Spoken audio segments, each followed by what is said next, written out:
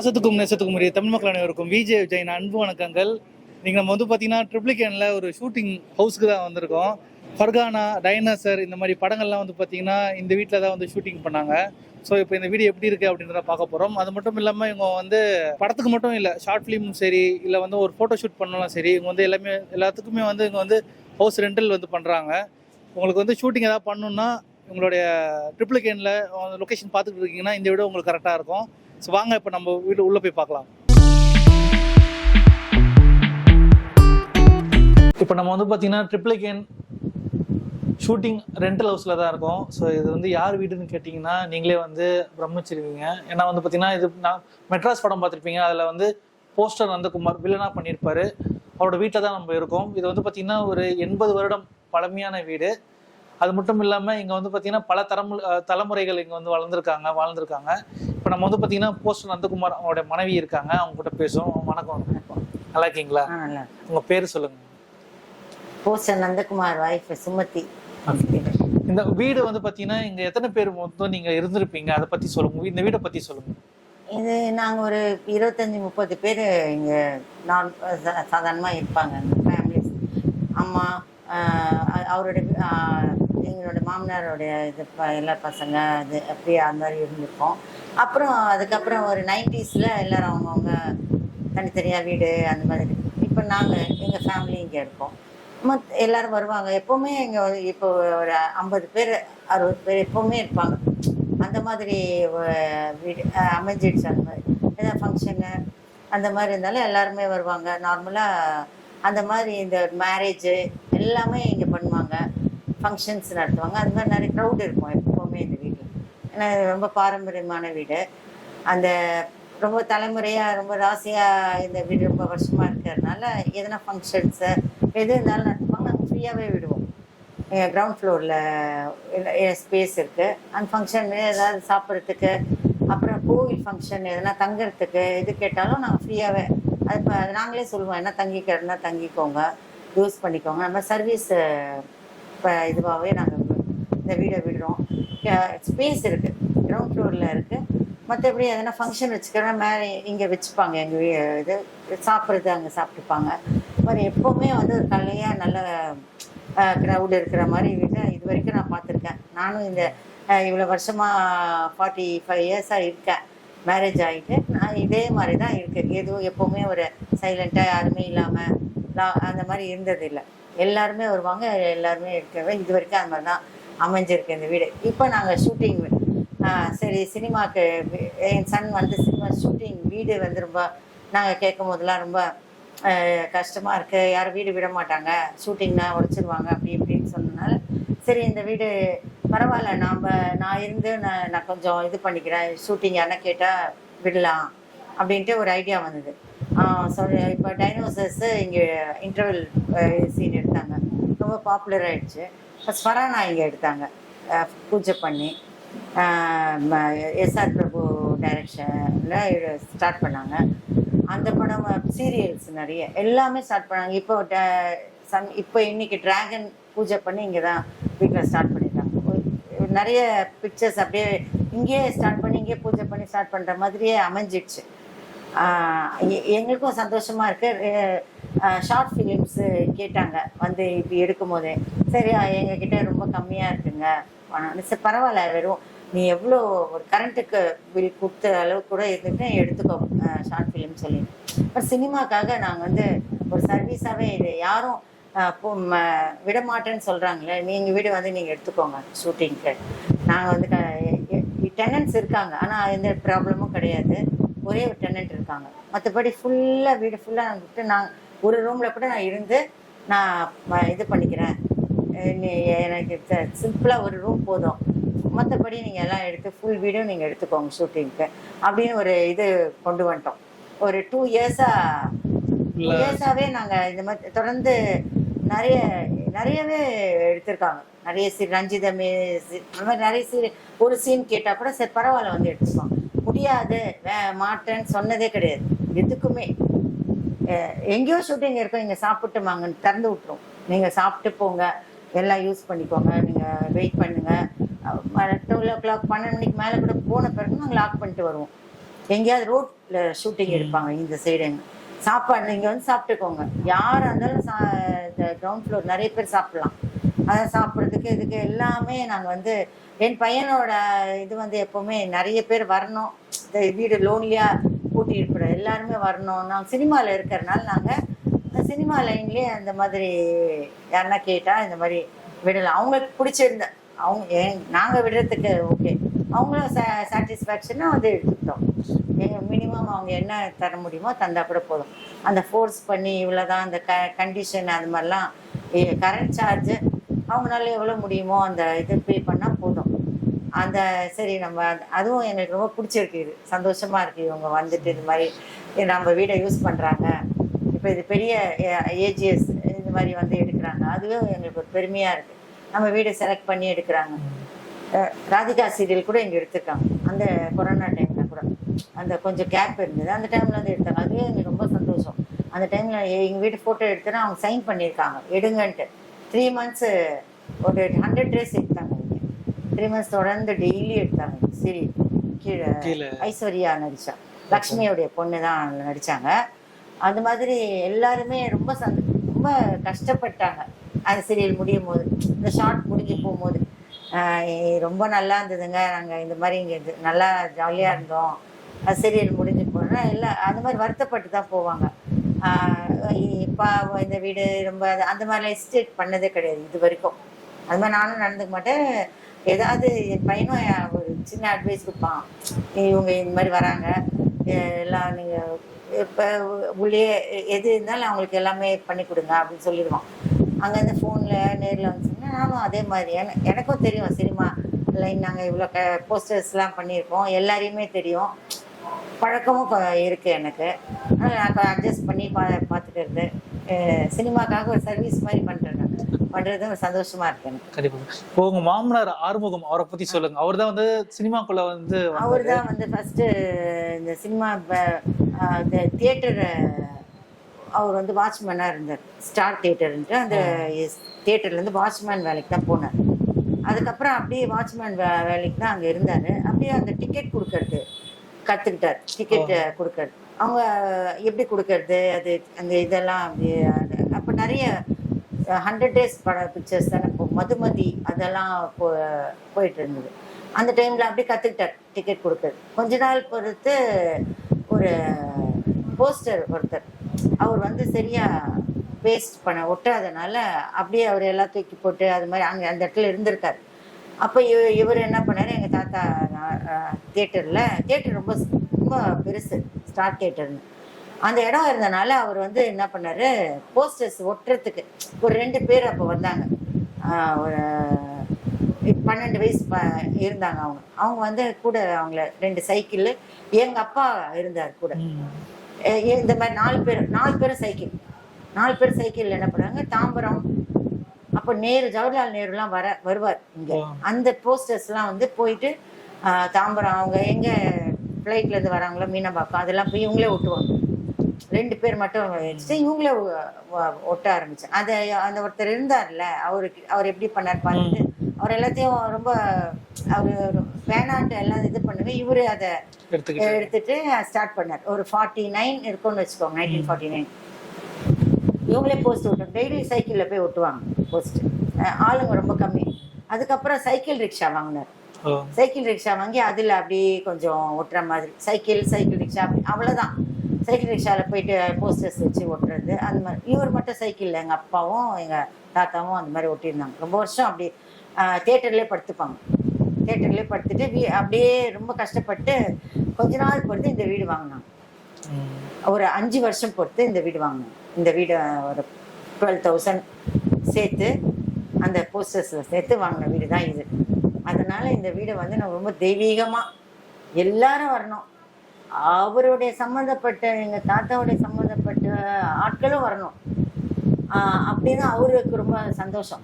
இந்த வீட்டில் எல்லாரும் வரணும், என்னுடைய ரிலேஷன்ஸு எங்கள் பசங்க அந்த மாதிரி வரணும், அந்த மாதிரி போய் வரணும் இந்த வீட்டில்னு அவங்களாம் தாத்தாவும் பாட்டி ரொம்ப அப்படி தான் எல்லாரையுமே கூப்பிட்டு யாரையுமே நெக்லெக்ட் பண்ணதே கிடையாது.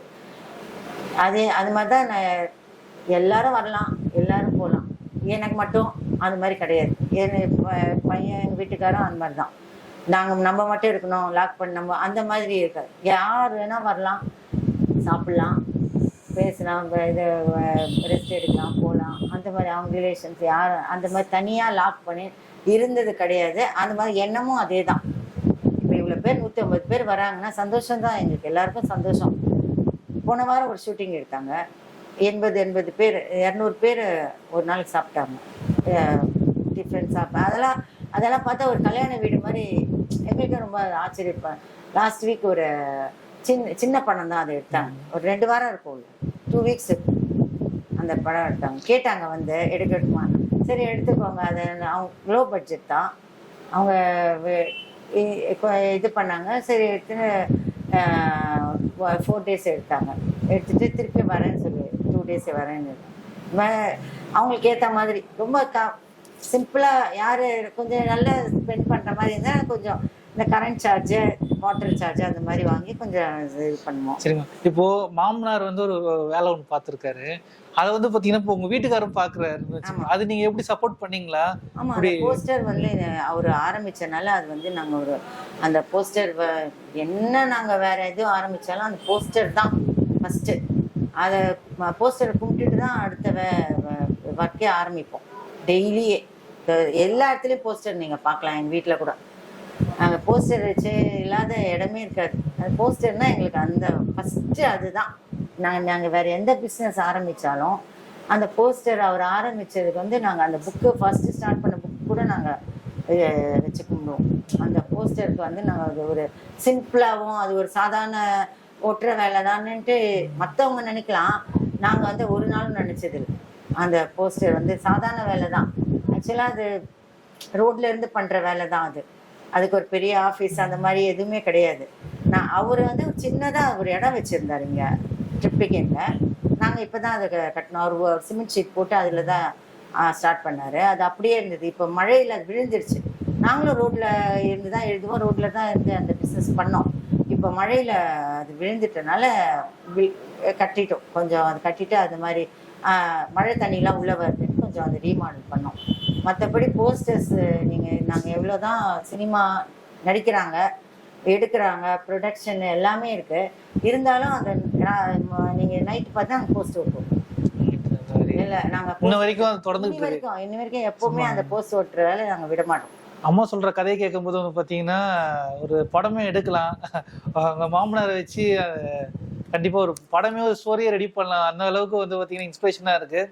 நம்ம பில்லா படம் பார்த்துருப்போம், அவங்க வந்து பார்த்தீங்கன்னா கீழே இருந்து மேலே வர மாதிரி சொல்லுவாங்க. அதே மாதிரி தான் வந்து பார்த்தீங்கன்னா ஒரு தேட்டரில் வந்து ஒரு வாட்ச்மேனாக போய் சேர்ந்து அதுக்கப்புறம் டிக்கெட் இது பண்ணி அங்கேருந்து வந்து பார்த்தீங்கன்னா ஒரு சினிமாக்கான போஸ்டர் ஒட்டி அது வந்து பார்த்தீங்கன்னா இன்னுமே வந்து ஒரு வேலையாக வந்து தொடர்ந்து வந்து செஞ்சுக்கிட்டு இருக்காங்க. அப்படின்னும் போது ரொம்ப இன்ஸ்பிரேஷனாக இருக்குது, ரொம்ப சந்தோஷமாக இருக்குது. இந்த மாதிரியான எனக்கு ஒரு வாய்ப்பு இந்த மாதிரி அந்த வீட்டில் வந்து இருக்கிறதுக்கு எனக்கு ஒரு வாய்ப்பு கிடைச்சிருக்காது. அதுவே எனக்கு ரொம்ப சந்தோஷமாக இருக்குது. இப்போ அடுத்த கட்டங்கள் அவர் ஃபோட்டோலாம் கொஞ்சம் காட்டியிருக்காங்க, அதெல்லாம் இப்போ கொஞ்சம் இது பண்ணிடலாம். நீங்களே சொல்லுங்க, இந்த போர்டை பற்றி சொல்லுங்க. அவர் வந்து சிம்பிளாக அவர் ஹானரரி மேஜிஸ்ட்ரேட்டாக இருந்தார். அவருக்கு டெய்லி கோர்ட் போவார். அவர் எஜுகேட்டட் இல்லைனாலும் அவர் வந்து அந்த பதவி கொடுத்தாங்க அவருக்கு. அவர் அந்த பதவியிட்டு அந்த கோர்ட்டில் போவார், டெய்லி போயிட்டு தீர்ப்பு ஜட்ஜ்மெண்ட் பண்ணுவார். அந்த இது எங்களுக்கு ரொம்ப சந்தோஷமா இருக்கும். அந்த போர்டு வெளியில மாட்டிருந்தாங்க. அவரு இப்ப பிஏபிஎல் படிக்கலனாலும் அவருக்கு அந்த ஜேபி அந்த பட்டம் கொடுத்து கௌரவிச்சாங்க. அவரோட போட்டோ இது வந்து பாத்தீங்கன்னா போஸ்டர் நந்தகுமார் அவருடைய அப்பா. எம்ஜிஆர் நடிச்ச நாளை நமதே படம் வந்து பாத்தீங்கன்னா ஹிந்தியில வந்து ரீமேக் பண்ணியிருந்தாங்க. அதுல வந்து அந்த படத்தோட ஹீரோ. ஸோ இவர் தான் வந்து பாத்தீங்கன்னா அந்த போஸ்டர் தொழில முதல்ல ஆரம்பிச்சவர். இப்போ தொடர்ந்து வந்து பார்த்தீங்கன்னா மாமனார், அப்பா, பையன் அப்படின்னு சொல்லிட்டு 3 பேரும் வந்து ஃபிலிம் இண்டஸ்ட்ரியில தான் வந்து இருக்காங்க. அது மட்டும் இல்லாமல் இந்த ஷூட்டிங் ஹவுஸ் அவங்க தான் வந்து ரெண்டல் வந்து போடுறாங்க. இது வந்து பண நோக்கத்துக்காக இல்லை, இந்த மாதிரி ஷூட்டிங் எடுக்கிறதுக்கே நிறைய பேர் கஷ்டப்படுவாங்க, வீடு கிடைக்காது. அதுவும் ட்ரிப்ளிகேன் மாதிரி இடம்லாம் வந்து பார்த்தீங்கன்னா எங்கேயுமே ரொம்ப இதாக இருக்கும், அவங்களாம் யாருமே வந்து வீடு தரமாட்டாங்க. ஏன்னா நிறைய பேர் சொல்லுவாங்க பேச்சுலருக்குலாம் வீடு கிடைக்காது அப்படின்ற மாதிரி, ஷூட்டிங் பண்ணுறவங்களுக்கும் வீடு கிடைக்காது, அவ்வளோ கஷ்டம் இருக்குது அதில். அது இவங்க சினிமாலே வந்து இருக்கிறதுனால அது அந்த கஷ்டத்தை புரிஞ்சுக்கிட்டு இவங்க இது பண்ணிக்கிட்டு இருக்காங்க. இப்போ அடுத்த ஃபோட்டோ ஒன்று பார்த்துட்டோம். இது வந்து பார்த்தீங்கன்னா போஸ்டர் நந்தகுமார் அவரு, அதுக்கப்புறம் மேடம் அவங்க. அதுக்கப்புறம் இவங்க பார்த்தீங்கன்னா ப்ளூ ஸ்டார் வில்லன், சின்ன வயசு குழந்தையா இருக்கிறது. இது வந்து பார்த்தீங்கன்னா கமல் சார் இருக்காரு, ஆறுமுகம் சார், நந்தகுமாரோடைய அப்பா. இது வந்து பார்த்தீங்கன்னா படத்தோட ப்ரெஸ் மீட். அப்போல்லாம் ப்ரெஸ் மீட் எத்தனை பேர் இருக்காங்கன்னு பாருங்க. கமல் சாருக்கும் இவருக்கும் மட்டும்தான் சேர் போட்டிருக்காங்க, மற்ற எல்லாருமே நின்றுக்கிட்டு தான் இருக்காங்க. ஸோ இப்படி தான் வந்து முதல்லாம் ப்ரெஸ் மீட் நடக்கும்னு நினைக்கிறேன். ஸோ இதெல்லாம் வந்து ரொம்ப ரேரான ஃபோட்டோ, ரொம்ப அருமையாக இருக்குது பார்க்குறதுக்கு, நம்மளுக்கே வந்து ஒரு சந்தோஷமாக இருக்குது. அது மட்டும் இல்லாமல் போஸ்ட் நந்தகுமார் அவர் மேரேஜ் ஆன அப்போ எடுத்த ஃபோட்டோ இது. மாமனார், உங்கள் மனைவி, அதுக்கப்புறம் போஸ்ட் நந்தகுமார், அவங்களுடைய அம்மா. எல்லாம் வந்து காண கிடைக்காத ரொம்ப இம்பார்ட்டன்ஸான ஃபோட்டோஸ். நீங்கள் தமிழ் சினிமாவுக்கு ஒரு நல்ல உதாரணமாக இருக்கீங்க. உங்களுடைய சேவை தமிழ்நாட்டுக்கு தேவை அப்படின்னே சொல்லணும். நீங்கள் வளர வளர மற்றவங்களும் சினிமாவில் இருக்கவங்களும் வளர்ந்துக்கிட்டு இருக்காங்க. அதனால இந்த சேவையை நீங்கள் தொடர்ந்து பண்ணுங்க. இந்த ஐடியா கொடுத்தது என்னோட பையன் அருண் பாலாஜின்னு. அவரும் நடிக்க அந்த டைனோசர் படத்துல வில்லனா பண்ணிருப்பாரு, ப்ளூ ஸ்டார்லயும் வில்லனா நடிச்சிருக்காரு. இப்போ தொடர்ந்து படங்கள்ல போஸ்டர் நந்தகுமார் சாருக்கு மெட்ராஸ் படம் எப்படி ஒரு ட்ரேட் மார்க்கோ அதே மாதிரி ப்ளூ ஸ்டார் பண்ணாரு. அதெல்லாம் எங்களுக்கு ஒரு பெரிய அதிர்ஷ்டம். சேம் அதே மாதிரி அவருடைய பற்றி என் பையனுக்கும் வாய்ப்பு கிடைச்சது. இப்போதான் எங்களுக்கும் சினிமா இவ்வளோ வருஷம் 6 இயர்ஸ்க்கு அப்புறம் சினிமாவில் இந்த போஸ்டர்ஸ்லேருந்து டெய்லி சினிமா ஆட்களை தான் மீட் பண்ணுவாங்க. இவரும் எங்கள் வீட்டுக்காரோடைய அப்பாவும் தினம் அங்கே போய் பில் வாங்குறது, சினிமா ஆக்டர்ஸ் கிட்ட எல்லாம் பேசுறது எல்லாம் இருந்தோம். அவருக்கு அந்த வாய்ப்பு கிடைக்கல. அவர் கூட அவருடைய ஃப்ரெண்டு தான் உமாபதின்னு சொல்லிட்டு ஆனந்த் தேட்டர் ஓனர், அவருக்கு அக்னி நட்சத்திரத்துல கிடைச்சிருக்கு. ஆனா அதை பத்திலாம் வந்து பெரிய பொறாமை அதெல்லாம் டெய்லி 2 பேர் ஒன்னா போவாங்க, அவர் நடிக்க போவார். அது வந்து ரொம்ப சந்தோஷம் தான். ஆனா சேம் ஹைட்டு சேம் ஒரே மாதிரி இருந்தாங்க, ஆனா கிடைக்கல இருக்கு. எங்க வீட்டுக்காருக்கு ஒரு 98ல ஆரம்பிச்சோம். ஆனா மெட்ராஸ் அந்த இதுக்கு போகும்போது சூர்யா ஆபீஸ் போகும்போது, ஞானவேல் ராஜா ஆபீஸ் போகும்போது இவர் பாரஞ்சித் சார் பார்த்துட்டு உடனே அவரே போட்டோ, இது கரெக்டா இருக்கு, இது மேட்சா இருக்கு இந்த ஸ்டோரிக்குன்னு சொல்லிட்டு போட்டோ எடுத்து அவரே கூப்பிட்டாரு. சார் ஞானவேல் ராஜா ரொம்ப ஃப்ரெண்டு எங்க வீட்டுக்காருக்கு.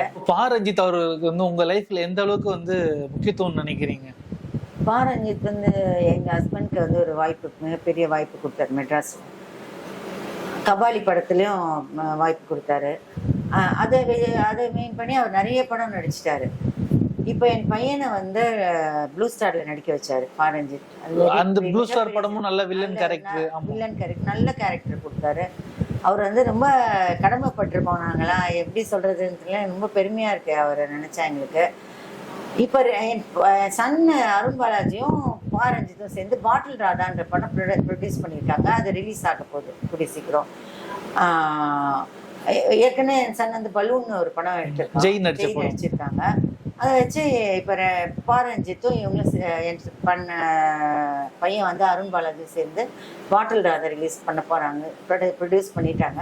ஒரு 1 month ரிலீஸ் ஆகிடும். இந்த நேரத்தில் நாங்கள் ரஞ்சித் சாருக்கு ரொம்ப கடமைப்பட்டிருக்கோம், நன்றியை தெரிவிச்சுக்கிறோம் பாரஞ்சித்துக்கு. நாங்கள் எல்லாரும் எங்கள் குடும்ப சார்பாக மிகப்பெரிய நன்றியை சொல்லிக்கிறோம். நீங்கள் சொல்கிறதெல்லாம் கேட்கும் போது ரொம்ப சந்தோஷமாக இருக்குது எனக்கு. எனக்கு வந்து பார்த்தீங்கன்னா ஒரு 50-60 வருஷம் பேக்கில் வந்து அந்த ஸ்டோரிலாம் சொல்லி எனக்கு ரொம்ப வந்து கூஸ்பம்ஸ் ஆகிடுச்சு எனக்கு இந்த ஸ்டோரியில் கேட்கும் போது. ஒருத்தர் வந்து கீழ் மட்டத்திலேருந்து மேலே வராருன்னா அது வந்து பார்த்தீங்கன்னா ஒரு பெரிய ஒரு சாதனை தான். ஏன்னா எந்த ஒரு தீய பழக்கம் போகாமல் ஒரு நேர்மையான வழியில் ஒருத்தர் உழைச்சி வந்து முன்னேறன்னா அது வந்து பெரிய விஷயம் தான். அதுவும் வந்து தலைமுறை நடந்துகிட்டு இருக்கு அப்படின்னா அது வந்து ஒரு சாதனைக்குரிய ஒரு விஷயம் தான். அந்த ஸ்டோரிலாம் கேட்க சந்தோஷமா இருக்கு எனக்கு. இன்னைக்கு வந்து பார்த்தீங்கன்னா இங்கே ட்ரிப்ளிகேன்ல அவங்க வீட்டுக்கு வந்தது ரொம்ப சந்தோஷமா இருக்கு. நீங்களும் அந்த சினிமா ஃபீல்ட்ல இருக்கவங்களா இருந்தால் கண்டிப்பாக உங்களுக்கு ரெண்டல் ஹவுஸ் தேவைப்பட்டதுன்னா மறக்காம வந்து எங்கள் வீட்டில் பாருங்க. நான் அட்ரஸ், ஃபோன் நம்பர் எல்லாமே டிஸ்கிரிப்ஷனில் கொடுக்குறேன். அது மட்டும் இல்லாமல் இங்கே வந்து பார்த்தீங்கன்னா அம்மா சொல்லியிருந்தாங்க ப்ளூ ஸ்டார் படத்தில் நடிச்ச வில்லன் அருண், அவர் வந்து பார்த்தீங்கன்னா உங்களோட சன் தான்.